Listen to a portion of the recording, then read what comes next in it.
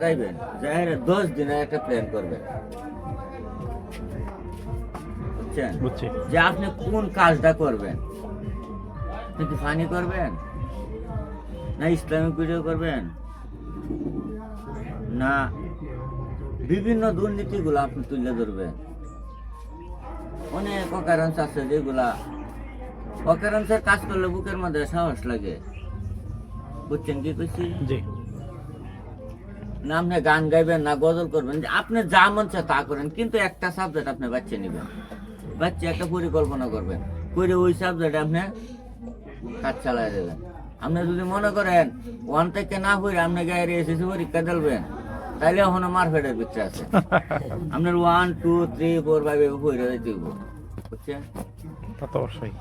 জীবনে এই জায়গায় আইছি, কারো কোনো হেল্প পাইছি না ভাই। যার কাছে গেছি মূর্খত, যার কাছে গেছি ভাই একটু আইডিয়া রেখে দাও, পরবর্তীতে জানতে পারছি না আমার আইডিয়াটা খাইয়া দিছে, মানে আমার সাথে এটাই করছে। সবকিছুর পরে হয়েছে যে আপনি আগে একটা প্ল্যান করে কাজে নামে, এবার শুধু শুধু দৌড়ে কিছু করতে পারবেন না। আমার আপনি কয়টা ভিউ নিবেন, ধরেন আমার একটা ভিডিও আপনার 10 মিলিয়ন 20 মিলিয়ন 50 মিলিয়ন ভিউ হয়ে গেল, তারপরে আপনি কি করবেন? নেক্সট টাইম আমার কাছে আইতে পারবেন?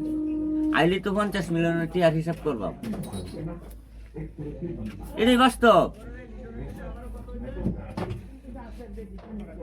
কি কইছি বুঝছেন? জি। আইলে তো 50 মিলিয়নের টিয়ারে করছেন কি?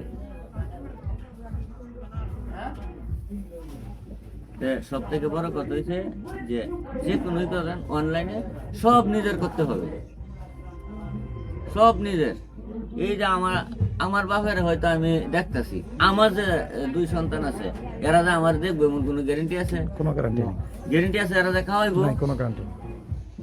কিন্তু আমার বাপের কিন্তু আমি টিভি দেখতেছি, আমার মা মারা গেছে, বাপের 1 মাসে 2টা বিয়ে হয়েছে, বিশ্বাস করবে?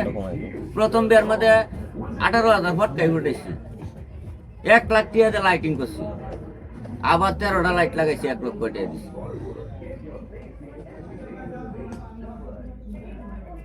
রেডি করছি বাপে, আমার প্রতি একটু ভয় ছিল যে আমার পুতে আবার কি কয় আমি বিয়ে করতেছি, এটা লাগিয়া বাপের যাতে এই মাইন্ডটা না করতে পারে। আমাদের গৈরপুরের বেলা রাইতের 10:30 বাজে দোকান সব বন্ধ, ইয়ার পর যত দোকান খোলা আছিল সব দোকানে ফটকা লইছি, বিল্ডিং এ ছাদ পাড়াইছি ফটকা উড়াইতে উড়াইতে। মানে এই আমাদের গৌরপুরের ইতিহাসে এই ফটকা আর কেউ ফুটাইছে না। আমার বাপ এই যে 90 বছর বয়সে আমি বেকায় হেরে ফুটাইছি, 1 রাইতের ভিতরে খাড় আনছি, ল্যাপটপ শোক বেড়ানে তুললে আইনে হেরে, কারণ আমার 5 ওয়াক্ত নামাজ পড়ে। সে কখনো এই যে তার খাটটার মধ্যে সইটাম গেছি, দাদা দৌড়ান দিছে, তোর কইছি নতুন কিছু আইনে দিতে আমার, আমি এটাতেই থাকবাম, আমি প্রয়োজন এর মধ্যে এটা বাইন গেলে এনো খেজুর পাতা বিছায় থাকবাম, বুঝলেন না? আল্লাহ ভক্ত লোক। যাই হোক, আমার বাপের আমার যতটুকু করণের আমি করি, এতে যে আমার সন্তানরা করবো গ্যারেন্টি আছে? আপনার সন্তান যে আপনার বাপে ভূতের কামাই গাইতে না, আপনি আমার কামাই কেমনে গাইবেন? আপনি তো আপনার চিনিও না, আপনি আমার এক রক্তও না, বা আপনি আমার প্রতিবেশীও না, বা আপনি আমার আত্মীয় স্বজনও না। এই জন্য আপনারা সবকিছু কইছি, কিন্তু এটা লাগে যে এর কাছে যায় কোনো লাভ নাই। ক্ষণিকের জন্য কিছু একটা পাইবেন, ক্ষণিকের জন্য। লং টাইম যদি হিসাব মিলাইতে চান, নিজে একটা কিছু করেন। আর এটা কইছি যে আপনি পারতেন না, আপনার বয়স শেষ আবার শুরু। মানুষ এক ছোট মানুষের ভিডিও দেখে বেশি, আরেক বৃদ্ধ মানুষের ভিডিও দেখে বেশি, কথা রায়? আপনি কিন্তু ওই জায়গায় আইছেন।